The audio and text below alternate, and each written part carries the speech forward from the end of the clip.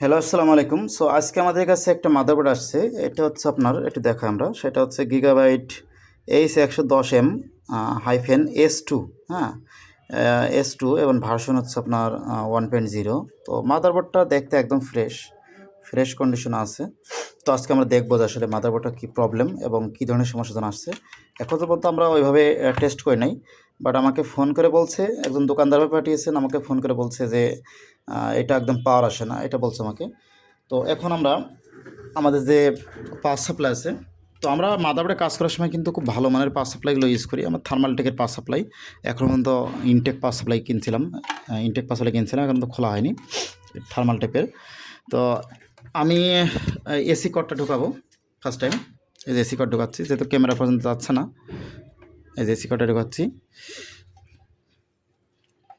ঢোকানোর পরে আমি জাস্ট হচ্ছে সুইচটা দিয়ে নিব পাওয়ার সাপ্লাইয়ের। দেওয়ার পরে আমি দেখি আমাদের পাওয়ার আসে কিনা। তো পাওয়ার আসে কিনা দেখি আমাদের, না পাওয়ার আসে না। আমি এটা কুলিং ফ্যান লাগাই, একটা কুলিং ফ্যান, যেহেতু আমরা আপনাকে পাওয়ার সাপ্লাইতে দেখাচ্ছি না, সেহেতু কুলিং ফ্যান লাগিয়ে একটু দেখাই কী অবস্থা। আমরা আসলে ডেস্কটপ মাদারবোর্ডগুলো আমরা অ্যাভেলেবেল কাজ করে থাকি, কিন্তু ডেস্কটপে আসলে পার্টস সমস্যার কারণে অনেক সময় অনেক কাজ আছে, আমরা একটু লেট করি। দেখি আমরা সুইচ দিলাম, সুইচে দেখি কোনো প্রকার পাওয়ার আসে না, সুইচে দেখি কোনো প্রকার পাওয়ার আসে না। আচ্ছা, কী কারণে পাওয়ার আসে না সেটা যেমন হতে পারে আপনার চিপ শর্টের কারণে হতে পারে, আয়ের কারণে হতে পারে, বায়াজের কারণে হতে পারে, বা 12 ভোল্ট শর্টের কারণে হতে পারে। তো আমি 12 ভোল্টটা খুলে দিয়েছি, 12 ভোল্টটা খুলে দিলাম। এখন দেখি কী অবস্থা, সুইচটা দিলাম, দিয়ে দেখি এখন তো পাওয়ার আসে না। আচ্ছা, এবার কথা হচ্ছে, উনি আমাকে আরেকটা কথা বলছে যে উনি আমাদের কর্মচারী, যে আমার দোকানে যে ছেলেটা আছে, ওনাকে বলে গেছে যে এটা এক পাশে অনেক হিট হয়, এইটা বলছে। তো আমি সুইচটা দিই, সুইচটা দিয়ে দেখি এই যেখানে একটা 3.3 ভোল্টের যে আইসিটা আছে, চিপের যে আইসিটা, এই আইসিটা হিট দিই, দেখেন প্রচুর পরিমাণে হিট হচ্ছে চিপসের জন্য। ইন্দিরা, এই যে আইসিটা আমরা আপনাকে যদি একটু ভালো করে দেখাই, তাহলে এই যে আইসিটা প্রচুর পরিমাণে হিট হচ্ছে, ঠিক আছে? এই যে প্রচুর পরিমাণে হিট হচ্ছে এখানে। তো বিষয় হতেছে যে এই যে হিট হচ্ছে, এখন আপনার প্রশ্ন থাকতে পারে মাদারবোর্ডটা কি হবে না? না ভাই, হবে না। মাদারবোর্ড ঠিক করতে হলে এই চিপসেট আপনাকে আগে চেঞ্জ করতে হবে।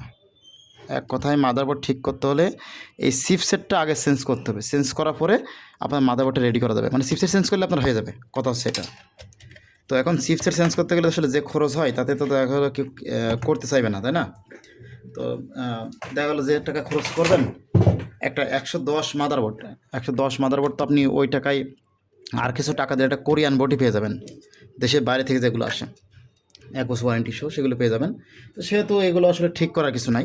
এটা চিপসেট শর্ট, এটা বাদ হয়ে গেল। এক কথা মাদারবোর্ড চিপসেট শর্ট, এটা বাদ, এই মাদারবোর্ড আর হবে না। তো আমরা এইভাবে স্টেপ বাই স্টেপ আসলে কাজ করে থাকি। যারা এর আগেও এর আরেকটা বিষয় দেখছি, এখানে কিন্তু এখানে কিন্তু এই যে ড্যামেজ আছে, ফুলে গেছে বোর্ড, কিন্তু কোনো হিট দেখছি না এখানে, আশেপাশে এখানে হিট দেখছি না, বাট ফুলে গেছে, এই জায়গায় এখানে ফুলে গেছে, এসে বিষয়। তো সবাই ভালো থাকবেন, আমাদেরকে সাপোর্ট করবেন, এবং যারা laptop motherboard, desktop motherboard repair কাজ শিখতেছেন, অবশ্যই শিখতে পারেন। আমরা স্টেপ বাই স্টেপ কাজ করে থাকি, ল্যাপটপ এবং ডেস্কটপ মাদারবোর্ড প্রফেশনালি কাজ করে থাকি। আর যারা অনলাইনে কাজ শিখতে চাইলে শিখতে পারবেন। আমাদের 2টা সিস্টেম থাকবে, একটা অনলাইন সিস্টেম এবং একটা অফলাইন সিস্টেম। তো চাইলে 2টা সিস্টেমে কাজ শিখতে পারেন। সবাই আমাদের সরাসরি এসে কাজ শিখলে শিখতে পারবেন। আমরা A to Z যে কাজগুলো আছে, কাজগুলো শেখাবো, ল্যাপটপ মাদারবোর্ড, ডেস্কটপ মাদারবোর্ড। এবং যারা নতুন আছেন, আমাদের চ্যানেলটি অবশ্যই সাবস্ক্রাইব রাখবেন এবং আমাদের পাশে থাকবেন। ভিডিও শেয়ার করে সবাই দেখার সুযোগ করে দেবেন। আল্লাহ হাফেজ।